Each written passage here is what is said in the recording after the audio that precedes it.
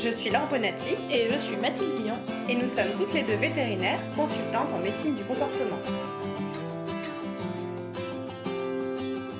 Bienvenue sur Vétologie, le premier podcast francophone consacré à l'éthologie vétérinaire. Pour cette dernière interview de la première saison de Vétologie, nous avons souhaité recevoir une consoeur qui ne fait pas de pratique classique de la médecine vétérinaire, mais qui s'est lancée dans un parcours de recherche, Plotine Jarda. Plotine, bonjour. Est-ce que pour commencer, tu pourrais nous parler de ton parcours pendant tes études et de ce que tu fais actuellement ? Bonjour, merci de m'avoir invitée. Donc pour mon parcours, j'ai fait une prépa bio et après la prépa, donc j'ai fait un double cursus avec l'ENS de Lyon qui est une école de recherche et l'école vétérinaire d'Alfort. Donc ça m'a permis d'obtenir un master en biologie en plus du diplôme de docteur vétérinaire et du coup d'être formée un peu plus à la recherche. Et maintenant, je fais une thèse de 3e cycle, donc un doctorat. Je suis à INRAE à Tours et mon sujet de thèse, c'est la perception des émotions humaines par les chevaux.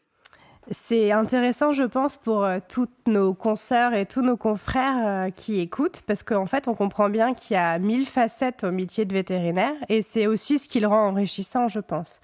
Bon, entrons dans le vif du sujet, si tu veux bien. On a justement souhaité te recevoir, parce que tu vas pouvoir nous parler de ton sujet de thèse, les capacités cognitives des mammifères domestiques, et surtout celles qui leur permettent d'interagir avec nous, les humains. On peut peut-être commencer par expliquer ce qu'on désigne par le terme de cognition et de capacité cognitive ? Oui, donc la cognition, ça désigne tous les processus mentaux qu'un animal peut avoir. Ça englobe les raisonnements, les apprentissages, la perception du monde par un animal et tout ça. Du coup, les capacités cognitives, c'est toutes les capacités mentales des animaux. Donc, quand on étudie ces capacités, on cherche à savoir de quoi les animaux sont capables comme raisonnement, comme apprentissage, comme association, ou encore de quelle manière ils perçoivent leur environnement. Et du coup, dans le cadre de tes recherches, tu as eu l'occasion d'écrire un article scientifique d'un format un peu particulier qu'on appelle une review. Est-ce que tu peux nous expliquer un peu ce que c'est et surtout à quoi ça sert ? Donc, une review, ou une revue de la littérature, c'est un travail bibliographique et ça sert à établir où en est la science sur un certain sujet. Donc, par exemple, dans cette review, je me suis posé la question de savoir ce qu'on sait actuellement des capacités cognitives des mammifères domestiques envers l'humain. Autrement dit, comment ces animaux perçoivent et comprennent les humains et comment ça peut les influencer. Pour répondre à cette question, j'ai fait une recherche bibliographique en essayant d'être la plus exhaustive possible pour trouver tous les articles scientifiques en lien avec cette question. Je les ai tous lus, plus ou moins vite, et analysés. Et ensuite, j'ai fait un bilan, donc une synthèse, qui est donc la grosse partie de la review, pour essayer de voir qu'est-ce qu'on a bien établi comme connaissance, qu'est-ce qu'on est en train de comprendre et qu'est-ce qui n'a pas encore été exploré par la science en lien avec cette question. Évidemment, cette review, on vous en mettra les références si vous êtes intéressé et que vous voulez la lire. Et donc, elle traite des mammifères domestiques et notamment des 3 espèces dont on parle le plus dans notre podcast, les chats, les chiens et les chevaux. Il y a aussi beaucoup de données sur les chèvres et des cochons, mais malheureusement, on a choisi de se restreindre un peu aujourd'hui et de rester sur chat, chien, chevaux. La première question que j'ai envie de te poser, c'est est-ce que nos animaux de compagnie nous reconnaissent et comment ils font pour nous reconnaître ? Parce que souvent, les propriétaires se demandent sincèrement si leur animal va se souvenir d'eux quand ils vont rentrer de vacances. Alors, c'est une très bonne question et qui a été pas mal étudiée. D'abord, on peut commencer par définir ce qu'on appelle la reconnaissance en éthologie. Donc, c'est une capacité cognitive précise. Ça désigne le fait, pour un animal, de savoir qu'un certain être humain est un humain particulier et de pouvoir le relier aux souvenirs qu'on a de lui. Par exemple, si je suis un chien et que je vois un humain, je le reconnais si je sais que cette personne, je l'ai déjà vue, que c'est celle qui me donne à manger chaque jour et que, par exemple, on se promène tous les jours à 18h. Et donc, en effet, la reconnaissance des humains, ça a été bien montré chez les chiens, les chats et les chevaux. Et pour ce qu'ils utilisent comme indice, donc on sait que les chiens et les chevaux peuvent reconnaître nos visages, même en photo, et que les chats, ils peuvent reconnaître notamment nos voix. Il y a aussi quelques données sur les odeurs, même s'il y en a moins. Et on sait que les chiens peuvent, par exemple, très bien différencier les odeurs des êtres humains. Il y a même une expérience qui a été faite avec 2 jumeaux qui vivaient dans le même environnement, donc a priori qui avaient des odeurs très proches, mais les chiens étaient quand même capables de différencier leurs odeurs. Et justement, est-ce qu'on sait combien de temps ils peuvent se souvenir de nous? On parlait des gens qui partent en vacances et qui s'inquiètent. Alors, je me dis, moi, sortant de mon isolement de Covid, j'ai pas vu mes chats pendant 10 jours de manière évidente, ils m'ont reconnu. Mais est-ce que si je pars 1 an, 2 ans, est-ce qu'on a des données sur le fait qu'ils me reconnaîtront? Alors, il n'y a pas vraiment beaucoup d'études sur ce point en particulier, sur le temps pendant lequel ils nous reconnaissent. Mais il y en a une, par exemple, chez le cheval, qui a montré que les chevaux pouvaient reconnaître une photo d'un soigneur qu'ils n'avaient pas vu depuis 6 mois. Donc, c'est déjà pas mal. Et après, il faudrait faire plus d'expérience pour savoir, pour des durées plus longues. Il y a aussi des anecdotes de gens qui filment leur chien à leur retour. Je pense à des soldats qui filment le chien à leur retour des années après et clairement le chien les reconnaît aussi. Hein. Mais c'est au stade d'anecdotes, c'est pas du tout des publications scientifiques. D'ailleurs, une grande partie des études que tu cites s'intéresse à la perception des émotions humaines par les animaux. Là, moi, je viens de dire, les chiens, ça a l'air évident qu'ils sont contents. Est-ce que du côté des animaux, ils sont aussi capables de percevoir nos émotions? Est-ce qu'ils les comprennent? Je sais que c'est un de tes sujets d'étude, notamment chez le cheval. Oui, c'est ça. Donc, c'est mon sujet de thèse, c'est le cheval. On essaie de savoir s'ils comprennent nos émotions. Pour l'instant, on peut pas encore l'affirmer vraiment de cette manière, mais on a des indices. On sait que les chiens, les chats et les chevaux savent bien faire la différence entre nos expressions de joie et de colère, que ce soit par nos expressions faciales ou nos tons de voix, par exemple. On sait aussi qu'ils peuvent réagir à ces expressions. Par exemple, les chevaux sont plus stressés quand ils voient une expression faciale de colère, et leur cœur a tendance à battre plus vite lorsqu'ils entendent une voix en colère. Et on n'en sait pas beaucoup pour l'instant sur les autres émotions que la joie et la colère, mais il y a aussi quelques études chez le chien sur la tristesse montrant qu'ils peuvent différencier cette émotion de la joie, par exemple. Et cette perception des émotions par les animaux, est-ce qu'on sait si elle nécessite un apprentissage de la part de l'animal ou est-ce que c'est quelque chose d'inné qu'ils auraient acquis au cours du processus de domestication, par exemple? Alors ça, il n'y a pas encore beaucoup de données dessus. Notamment, il n'y a pas d'études, par exemple, qui compareraient la perception des émotions humaines chez des jeunes comparés à des adultes ou des animaux qui ont de l'expérience avec des humains comparés à des animaux qui n'en auraient pas. On sait que des apprentissages sont possibles et que donc les animaux pourraient apprendre à reconnaître nos émotions au contact des humains.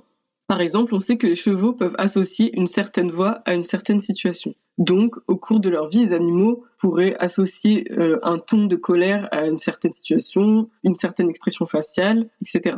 Et quand on évoque les émotions, souvent on entend parler de contagion émotionnelle, notamment entre un chien et son maître ou entre un cheval et son cavalier. Souvent on entend « Ah mais si t'es stressé, il va sentir ton stress et ça va le stresser aussi » par exemple. On peut être même un peu culpabilisant pour les propriétaires d'animaux vis-à-vis de ça. Est-ce que ça existe vraiment, la contagion émotionnelle ? Alors, ce qu'on appelle la contagion émotionnelle en éthologie, c'est le fait que suite à l'expression d'une émotion par un autre animal ressente la même émotion. Donc, dans notre cas, le premier animal, ce serait un humain, et le second, un chien, un chat ou un cheval.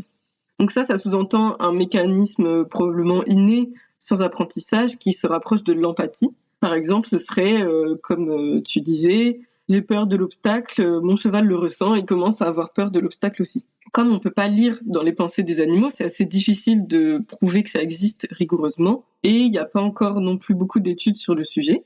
On sait par exemple qu'un cheval ou un chat montre des signes de stress quand il entend une voix d'humain en colère, mais ça ne veut pas forcément dire que dans ce cas, le cheval ou le chat est lui-même en colère. Ça peut être qu'il sait que quand il entend cette voix, il risque d'être puni ou que quelque chose de négatif va se passer, parce que ça s'est déjà passé par le passé. Donc ça peut être une association qu'il a apprise. Et pour revenir à l'exemple de l'obstacle, on sait que des animaux peuvent se comporter différemment envers un objet en fonction de la manière dont leur maître ou leur humain de référence se comporte face à cet objet. Donc, par exemple, dans une expérience, des chats s'approchaient moins d'un ventilateur lorsque leur humain montrait qu'il en avait peur.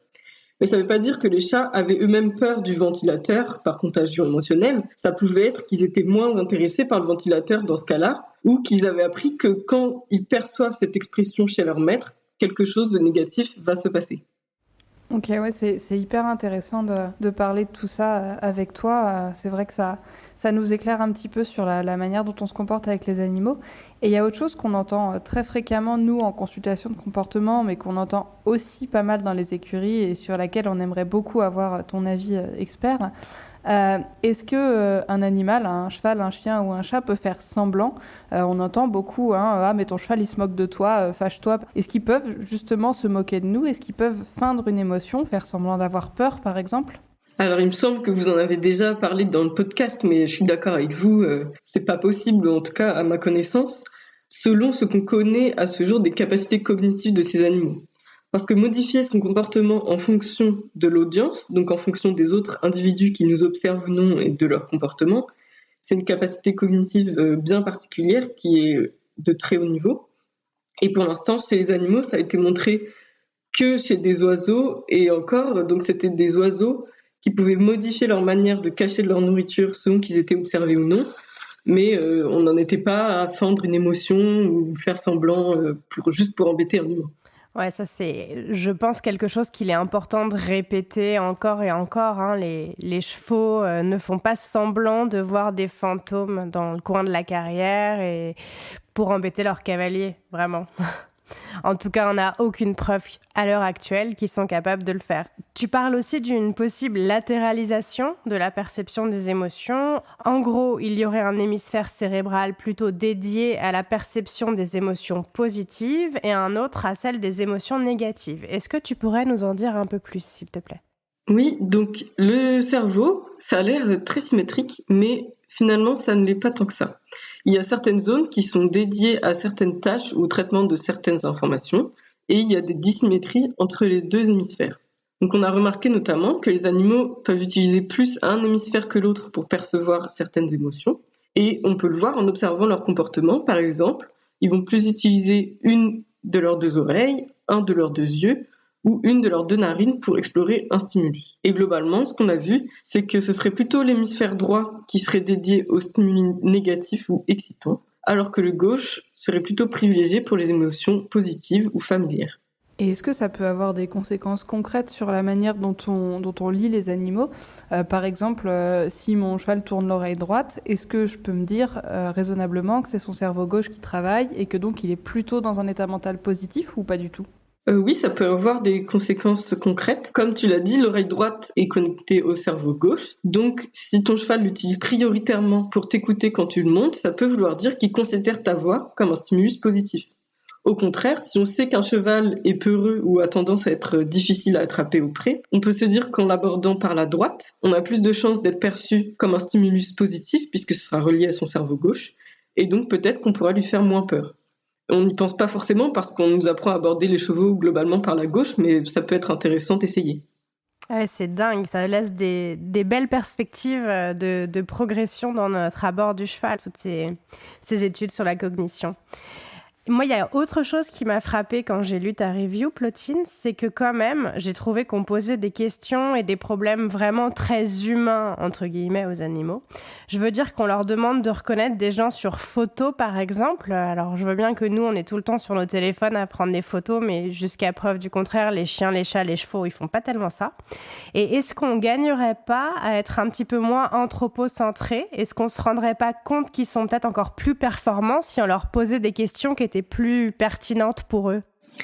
Alors, c'est vrai que ça peut paraître un peu anthropocentré. Après, quand même, le fait d'utiliser des photos, c'est pas juste pour savoir si une photo, ça veut aussi dire quelque chose pour un cheval comme ça veut dire quelque chose pour nous. C'est aussi parce que ça permet de faire des expériences plus facilement, de manière vraiment standardisée et contrôlée. Après, je suis d'accord que, par exemple, il y a très peu d'études sur l'olfaction, comparé aux nombreuses études sur la vision, alors que on sait que l'olfaction, c'est un sens qui est très développé chez les mammifères. Notre monde, à nous humains, il est plutôt visuel, mais le monde des chiens, des chats et des chevaux, il est sans doute beaucoup plus olfactif. Donc, j'encourage les chercheurs du domaine à se pencher plus sur l'olfaction. Et pour rester sur le thème de l'anthropomorphisme et de l'anthropocentrisme, on entend beaucoup de paroles anthropomorphiques de propriétaires, des gens qui disent « Ah, il lui manque que la parole, de toute façon, il comprend tout ce que je lui dis, etc. » Et certains pensent même avoir une communication quasi télépathique humain-animal, c'est un peu à la mode en ce moment. Est-ce que vraiment nos animaux nous comprennent si bien que ça ? Et qu'est-ce qu'on sait, par exemple, de la perception de nos intentions, de la perception de nos gestes ? Oui, donc c'est vrai que parfois on peut aller un peu loin, donc un peu comme des parents qui disent que leur enfant est Picasso parce qu'il fait des beaux gribouillis à 2 ans, si je peux me permettre. Mais pour ce qui est des intentions et de la compréhension des gestes, il semble que les chevaux peuvent en effet percevoir nos intentions. Ils peuvent savoir si on a fait exprès de ne pas leur donner une friandise ou si on leur a pas donné parce qu'on pouvait pas, par exemple parce qu'on l'a fait tomber. Donc ça a été montré dans une étude. Il y a aussi une étude qui suggère cette capacité chez les chèvres, mais chez les chiens et les chats, j'en connais pas. On sait en revanche que les chiens, les chats et les chevaux, ils savent si on s'adresse à eux ou non quand on parle, et ils savent si on est en train d'être attentif à eux ou pas. Mais je pense que c'est quand même important de ne pas surestimer les capacités des animaux, parce que ça peut aussi mener à des maltraitances ou en tout cas un décalage entre la perception qu'on a d'une situation et la perception de l'animal. Par exemple, non, un cheval ne peut pas comprendre spontanément qu'il doit monter dans le vent parce qu'on veut l'emmener quelque part et que cette boîte étroite, toute noire et instable n'est pas dangereuse pour lui. Donc la communication quasi télépathique, non, ça c'est pas possible. Ouais, c'est hyper important de le rappeler, effectivement, parce que j'avais personnellement un peu cette tendance à dire mais l'anthropomorphisme, c'est pas si grave que ça. Et en fait, effectivement, je me suis rendu compte assez tardivement que ça menait à ce type de maltraitance-là. Des gens qui disent, bah voilà, non mais là, il a très bien compris ce que tu lui demandes et on y revient, hein, il se moque de toi. Donc vraiment, c'est important de ne pas attribuer de facultés cognitives supérieures, en tout cas, aux animaux, si on peut expliquer leurs actions par des capacités inférieures. Et donc, il ne faut pas faire trop de raccourcis. En tout cas, merci pour toutes tes réponses. Je sais que moi, lire des travaux sur la cognition, c'est ce que je disais, ça a modifié mon attitude vis-à-vis de mes animaux, notamment quand je fais tomber la friandise. Alors, au lieu de la donner à mon cheval, je me dis que c'est moins grave parce que je sais qu'il comprend mes intentions. Est-ce que toi aussi, ça a modifié ta perception des animaux ? Quelles conclusions tu tires de tes travaux sur ta propre manière d'être avec tes animaux ? Et qu'est-ce que ça a changé concrètement pour toi ? Je pense que ce qui a changé pour moi surtout, c'est le fait d'être plus consciente que les animaux sont attentifs et peuvent être sensibles à de nombreux petits gestes ou à des expressions, même lorsqu'on ne fait pas exprès de les exprimer. Ça peut être des tout petits gestes du visage, une manière de se déplacer ou de les regarder. Et j'y fais très attention aussi dans mes expériences parce qu'il ne faut pas que les comportements que j'observe dépendent de moi, sinon ça introduirait un biais et on peut facilement faire des fausses conclusions de cette manière. En tout cas, ce genre de recherche permet de mettre en évidence quand même qu'on sous-estime pas mal les capacités cognitives des animaux et encore plus celles des animaux de rente dont on a très peu parlé dans le podcast jusqu'à présent. Mais donc dans ta review, tu parles, on l'a dit, notamment des chèvres et des cochons. Et si on élargit nos propos à ces animaux-là, est-ce que ces recherches ont changé la façon dont tu perçois ces animaux de rente ? Et peut-être, est-ce que tu as un message à transmettre à nos auditeurs et à nos auditrices sur ces animaux-là ? Oui, donc ces recherches, elles montrent à quel point les animaux de rente sont élevés dans des environnements très pauvres par rapport à leurs besoins et à leurs capacités. Et j'aimerais beaucoup que la société s'en rende compte et qu'on puisse commencer à changer sérieusement notre manière d'élever ces animaux. Et ça veut dire aussi changer notre manière de les consommer, donc c'est peut-être une piste de réflexion. Ok, juste je voulais rajouter sur les petits gestes, la compréhension des tout petits gestes par nos animaux. Je suis en train de lire un livre en ce moment qui s'appelle The Other End of the Leash, donc de l'autre côté de la laisse. C'est de Patricia McConnell et ça parle de ça, de la manière dont les chiens sont capables de percevoir de très petits gestes. C'est très très intéressant, donc petite recommandation lecture en passant. Bien, pour merci. l'été, c'est parfait sur la plage. Exactement. Bon, c'est en anglais, donc faut se concentrer un peu quand même, mais c'est vraiment un super bouquin. En tout cas, merci beaucoup Plotine, c'était vraiment passionnant. On espère que cet épisode vous a plu, de votre côté aussi. N'hésitez pas à nous poser toutes vos questions et à nous faire part de vos témoignages sur la cognition de vos animaux via notre compte Instagram Vétologie ou par mail vétologie.podcast@gmail.com. Et n'oubliez pas de vous abonner et de mettre des étoiles sur votre plateforme d'écoute préférée. Et on vous dit à très bientôt sur Vétologie.